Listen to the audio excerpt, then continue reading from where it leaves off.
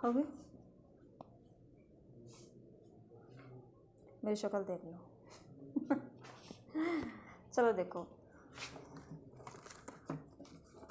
देखो भाई, एग्ज़ाम से रिलेटेड बहुत सारी चीज़ें होती हैं जो हमें फॉलो करनी होती है। जो भी बच्चे क्लास के फर्स्ट टाइम एग्ज़ाम देंगे उनके लिए तो ये वीडियो बहुत इंपॉर्टेंट है, खासकर आप लोगों के लिए ये वीडियो बनाई जा रही है। ठीक है, जाने से पहले जिनका आज की शिफ्ट मॉर्निंग में तो देखो हो चुका है जो एग्ज़ाम, आज इंग्लिश का एग्ज़ाम है, इवनिंग में हिस्ट्री वालों का एग्ज़ाम है, कल मॉर्निंग में कॉमर्स वालों का एग्ज़ाम है, तो अपने वीडियो देख के ज़रूर जाना। बहुत सारी चीज़ें हैं जिसमें आपको फॉलो करनी बहुत ज़रूरी है। देखो फर्स्ट थिंग्स रिलेटेड देखो क्या आता है, फर्स्ट हमारा आता है एडमिट कार्ड। भाई आपका फर्स्ट नंबर पे एडमिट कार्ड रख लेना अपना पहले ही। जिन बच्चों का सेंटर बहुत ज़्यादा दूर आया हुआ है उनके लिए तो बहुत ज़्यादा जरूरी है, किसी भी तरीके की लीनियंटी तो लेके ही मत चलना। एडमिट कार्ड के साथ आपकी 2 फोटोज़, ठीक है, और फोटो सेम ही रखो तो ज़्यादा बेटर है, क्योंकि उस टाइम पे ना कई बार वो बीच में अड़चन डाल देते हैं कि भाई हाँ ये जो है फ़ोटो नहीं लगेगी, सेम फ़ोटो लगेगी। ठीक है, दूसरी चीज़ आपका आईडी प्रूफ पहले ही रख लो। एक तो किसी भी चीज़ को जो है उसी दिन के लिए मत टालना कि भाई हाँ मैं जाते हुए घर से निकलते हुए जो है अपना एडमिट कार्ड जो है प्रिंट करवा लूँगा या फिर फ़ोटो वगैरह निकलवा लूँगा, वो चीज़ नहीं। ठीक है, तीसरी चीज़ देखो हमारा सेंटर, कि सेंटर कहाँ आया है आपका। इस बार जो सेंटर आया है वो बहुत ज़्यादा दूर आया है। लड़कियों का तो आपका नोएडा दिया हुआ है सभी का, और जो लड़कों का आया है वो अम्बाला। अम्बाला का तो फिर लड़कों को ज़्यादा खतरा है ना कि भाई हाँ इतनी दूर नहीं भेजना है, उनको पास ही भेजना है, ज़्यादा खतरा है उनको इस वजह से। और लड़कियाँ ज़्यादा बहादुर हैं तो उनको दूर भेजना है। और लड़कियाँ वैसे भी बाहर नहीं निकलती हैं तो क्या कहते हैं कि भी घूम भी आएंगे थोड़ा बहुत, नोएडा की बिल्डिंग्स देख के आएंगे कि कैसी बनी हुई है। ठीक है, ये इंपॉर्टेंट होता है। अच्छा भाई, 4th नंबर पर हमारा आता है टाइम टेबल।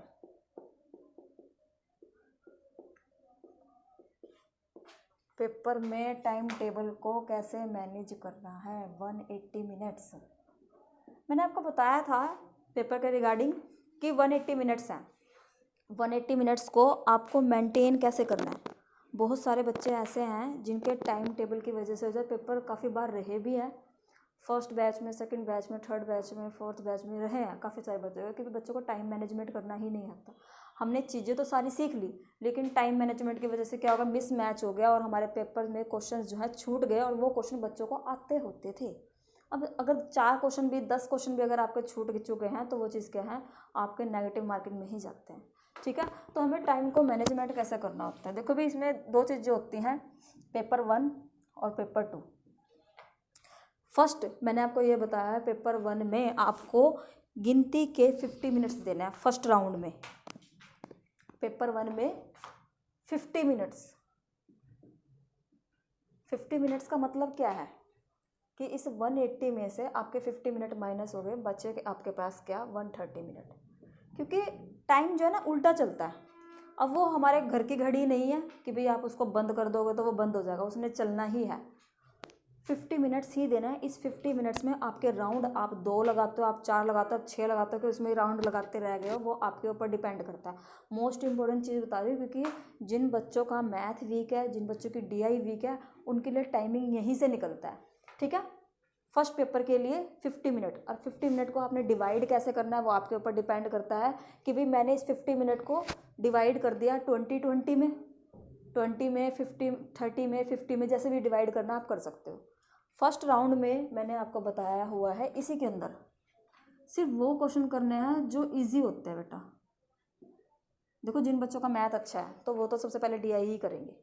पेपर में 1 से 5 तक आपको DI ही दे के रखते हैं, उनका तो मतलब ही यही है कि भाई ये बच्चे जो है DI में फंस जाए और उनका टाइम निकल जाए। सबसे इजी जो क्वेश्चन होता है ना, जैसे पैसेज हो गया, पैसेज को सबसे लास्ट में दे के रखते हैं वो, कि भाई हाँ बच्चा जब तक वहाँ तक पहुँचे तब तक टाइम जो है आउट हो जाए, तो 10 नंबर यानी कि 20 नंबर वो भी जाए, और 5 नंबर जो स्टार्टिंग के होते हैं DI के वो भी जाए। फर्स्ट में इजी जो क्वेश्चन 1 टाइम पे पढ़ने पे या 2 टाइम पे पढ़ने पे इजीली निकल जाए। उसके बाद आते हैं मॉडरेट क्वेश्चन। मॉडरेट में आपके क्वेश्चन कौन से होते हैं, जैसे आपके मैचिंग के क्वेश्चन, जैसे आपका स्टेटमेंट के क्वेश्चन। स्टेटमेंट के क्वेश्चन बहुत अच्छे होते हैं, मैचिंग और आपके स्टेटमेंट, और इसी में आपके ऑप्शनल आते हैं। ठीक है। जैसे मैंने आपको इजी सेक्शन में आपकी लॉजिकल रीजनिंग आती है, इजी सेक्शन में ही आपका हायर एजुकेशन आता है, इजी सेक्शन में ही आपका मैथ्स वगैरह आता है, इजी में ही आपका आईसीटी आता है। जो मॉडरेट और जो आपके हाई डिफ़िकल्ट है, जो इसमें जैसे बच्चे बोलते हैं कि हमारा मैथ वीक है, मैथ वीक है तो उसको डिफ़िकल्ट में डाल दो, बट 50 मिनट से ऊपर टाइमिंग नहीं देनी है। 50 मिनट से अगर ऊपर टाइमिंग दोगे तो आगे के पेपर का शेड्यूल हिल जाएगा अपने आप ही। 50 मिनट देने के बाद आपका टाइमिंग बचा कितना, 130। 130 में से आपको पेपर 1 में कितने दे सकते हो, 50 मिनट ही दो, 50 मिनट ही दो, क्योंकि एक ना माइंड में आपके परसेप्शन बन चुकी होगी कि हमें इतना टाइम ही बोलना है, हमने इतने टाइम से ज़्यादा नहीं हमें देना है। 50 मिनट देंगे तो हमारे पास बचेगा क्या, 80 मिनट्स बच गए। ठीक है, हमारे पास 80 मिनट, क्योंकि ये समय जो है हमारा इस तरीके से चलता है, सीधा सा हिसाब लेके चलोगे तो आपको पता रहेगा 50-50 मैडम ने इतना बोला है। क्योंकि देखो 10 मिनट्स तो यहाँ से बचे आपके, क्योंकि पेपर 1 में क्या होता है कि 1 घंटा में देना होता है। नमस्ते, ठीक हो, पेपर 1 में क्या होता है 1 घंटा में देना होता है, लेकिन कंप्लीट 1 घंटा हम एक बार में नहीं देंगे। इसमें से क्या पता ऐसा हो कि भाई आपके डीआई के 2 क्वेश्चन निकल जाए, बाकी के क्वेश्चन अटक जाए, क्या पता मैथ का 1 क्वेश्चन निकले, 1 क्वेश्चन अटक जाए, तो वो हम बाद में हमारे माइंड में जो है रिकॉल हो जाती है चीज़ें कि भाई इस चीज़ को हम दोबारा भी कर सकते हैं।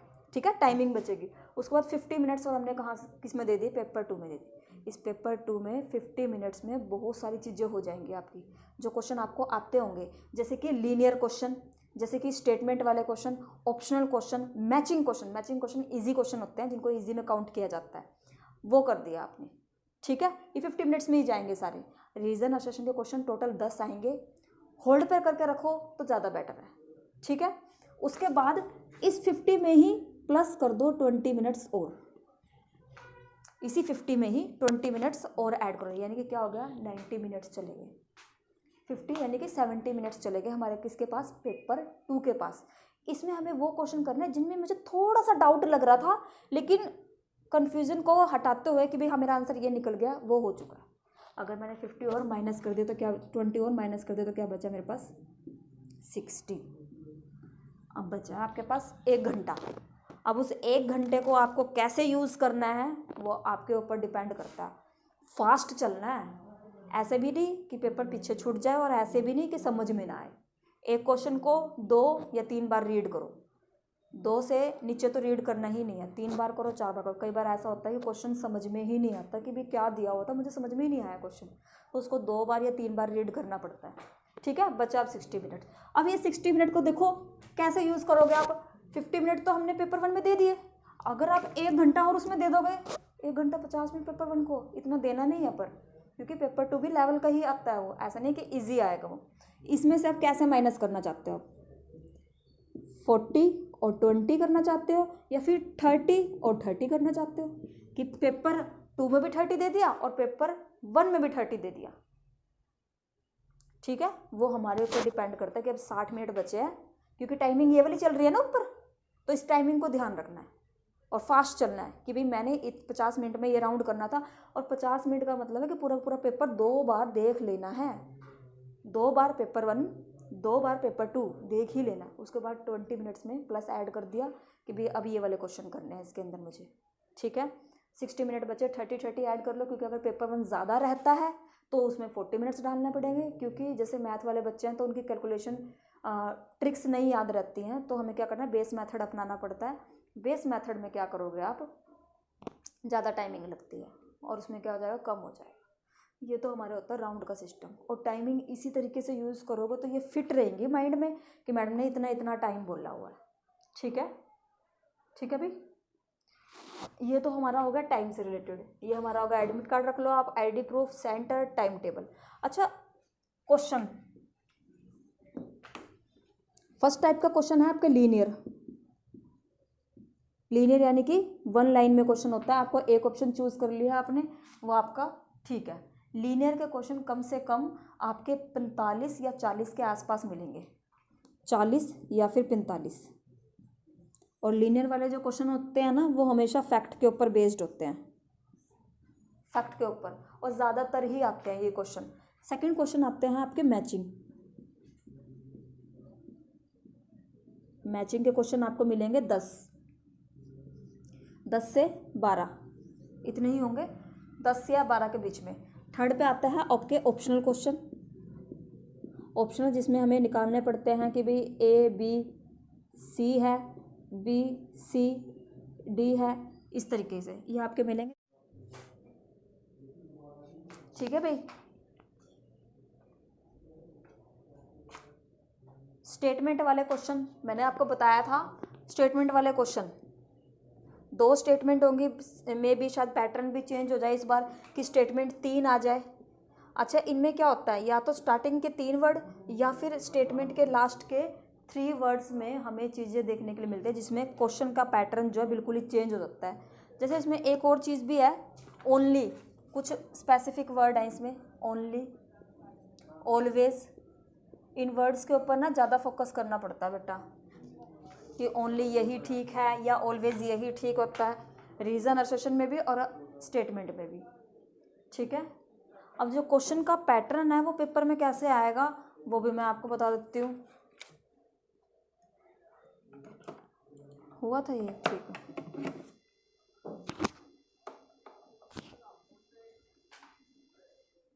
बंद हो गई।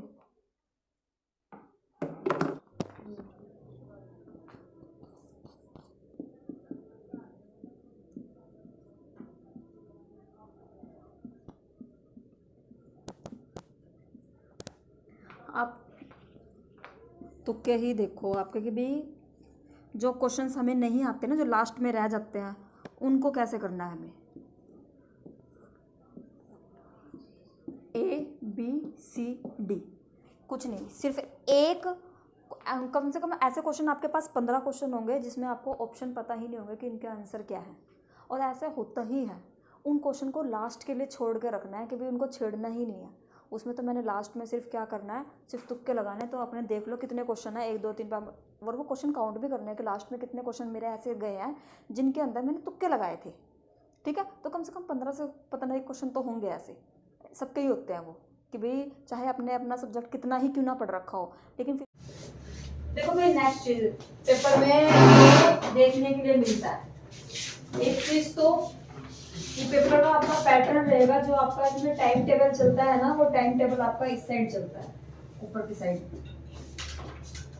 ठीक है, अगर ऐसे देखोगे तो लेफ्ट साइड, ठीक है, लेफ्ट साइड जो आपका टाइम टेबल चलता है, अपना टाइम टेबल से उल्टा ही चलता है। 180 मिनट से आपने माइनस करते करते करते करते जो है जो चीज़ आपको समझाई है 50 50 20, और फिर से उसके हिसाब से टाइम मैनेजमेंट करके चलिए। ठीक है। दूसरी चीज देखो, पेपर में जो डिफिकल्टीज आती है क्या आती हैं, एक तो जो माउस मिलता है ना वो इतना हार्ड होता है कि उसको 2 बार दबाओगे 3 बार दबाओगे, जब जाके उसको क्या करता है, याद आता है कि भाई मुझे दबा दिया गया है, मुझे आगे चलना है या पीछे चलना है। ठीक है, बहुत ज्यादा ये चीज अपने माइंड में लेकर चलो, ये चीजें मिलेंगी। कंप्यूटर बंद हो जाता है तो भाई वहाँ पे टेंशन नहीं लेनी, कंप्यूटर तो ये चीज सोचते रहो एक बार तो बंद होना ही होना है। ठीक है, क्योंकि वो पता नहीं कौन से बाबा आदम के जमाने के होते हैं, इतने नए नए अच्छे अच्छे कंप्यूटर मिले हुए होते हैं, वो नहीं चलाते, वो आप बाबा आदम के जमाने के चलाते हैं। नेक्स्ट देखो ये स्क्रीन, स्क्रीन का जो यहाँ ये पॉइंट दिया हुआ है ना, यहाँ तो दिया हुआ लेकिन पेपर में ये नहीं मिलेगा। ठीक है, किसी किसी कंप्यूटर में मिल भी जाएगा तो किसी किसी में नहीं भी मिलेगा, और अगर मिल भी जाएगा तो ज्यादा फर्क नहीं पड़ता स्क्रीन पे। आपका स्क्रीन का एरिया ना बहुत छोटा होता है, वहाँ इसमें तो बहुत बड़ा दिखाया हुआ, वहाँ बहुत छोटा होता है। अब जैसे ये क्वेश्चन लो, ये क्वेश्चन आपको इतना दिया हुआ, लेकिन जो इसके ऑप्शन है, ऑप्शन के लिए आपको ऊपर नीचे करना पड़ेगा, और जो ऑप्शन के लिए ऊपर नीचे करोगे तो यहाँ तो बहुत ही आसानी से हो रहा है, ये वहाँ आसानी से नहीं होता, ये आपको पकड़ के ऊपर नीचे करना पड़ता है। ठीक है, क्योंकि ये जो इसका बीच का गोला है ना, यहाँ तो चलता है, वहां नहीं चलता ये। ठीक है, नेक्स्ट देखो, और ये दूसरी वाली देखो, ऊपर की साइड से देखो, ऊपर नीचे करना पड़ रहा है। अगर हर एक डाटा को देखने के लिए अगर हमें स्लाइड को ऊपर नीचे करना पड़ रहा है तो इसका मतलब क्या है, चीजें टाइम कंज्यूमिंग हो जाती है, हमारा टाइम कंज्यूम इसमें भी होता है। अब दूसरी चीज देखो, एक बार तो आपने ऐसे ऐसे किया ऊपर से, फिर आप नीचे की साइड से भी राइट लेफ्ट कर रहे हो, यानी एक ही क्वेश्चन में आपको 3 चीजें मैनेज करनी पड़ रही हैं, तो वो ज्यादा टाइम क्रिएट करती है कि भाई हम इसको कैसे करें। अगर आप इसको हटा भी दोगे यहाँ से लोग, तब भी 2 सेक्शन तो आपको देखने के लिए मिलेंगे ऊपर नीचे करने वाले। ऑप्शन भी देखो इसमें है नहीं, ऑप्शन के लिए नीचे जाना पड़ेगा, तो ये चीजें फेस करनी पड़ेगी। उसमें ये तो स्क्रीन बहुत बड़ी है, तो स्क्रीन छोटी हो जाएगी, ये अक्षर थोड़े से बड़े हो जाएंगे, कुछ नहीं पता, अगर इंग्लिश और हिंदी मीडियम दोनों एक ही स्थान पे दे दिए तो फिर और ज़्यादा दिक्कत होती है। ठीक है, बाकी पेपर आज मॉर्निंग में भी है और आज इवनिंग में भी है, हिस्ट्री वाले बच्चों का पेपर है। और आपका पेपर कॉमर्स वाला बच्चों का पेपर मॉर्निंग में है, कल आज निकलेंगे वो। और पूरी डलेगी ना, ठीक है। बाकी एग्ज़ाम कैसा होगा कैसे नहीं होगा वो तो हमारे बाद की चीज़ें हैं, हमारे हाथ में जो था वो हमने कर दिया। सिर्फ मेहनत करनी थी, मेहनत हमने कर ली है। अब बचा क्या, बचा एग्ज़ाम को फेस करना और उसका रिजल्ट आना। रिजल्ट हमारे ऊपर नहीं है, हम सिर्फ मेहनत कर सकते थे, हमने कर, है ना। कितने बहुत ज़्यादा डिफ़िकल्टीज आते हैं एक एग्ज़ाम को देने में, बहुत ज़्यादा। सिर्फ कहने से मात्र से जो पेपर क्वालिफाई नहीं होते हैं। अभी तो मैंने आप सभी की क्या कहते हैं फ़ोटो लगानी है अपने कमरे में, जिन जिन बच्चों के एग्ज़ाम क्वालिफाई होंगे, और मेरी तरफ से तो देखो सबके ही होंगे। ठीक है, बाकी आप लोगों की मेहनत है, पढ़ो सिर्फ, और कुछ नहीं है, कुछ भी नहीं है। इवन एक छोटी सी चीज़ भी हमारे हाथ में नहीं होती है। पढ़ो और अपने लाइफ सेट करो आगे की। ठीक है, बाकी मिलेंगे, करूँगी मैं बात बच्चों से, जैसे जैसे पेपर आपके करीब आएंगे तो मैं करूँगी आप सभी से बात। ठीक है, और कोई भी डाउट हो तो आप मेरे पास फ़ोन कर सकते हो, नंबर पता ही है आप सभी को, मेरा पता है ना।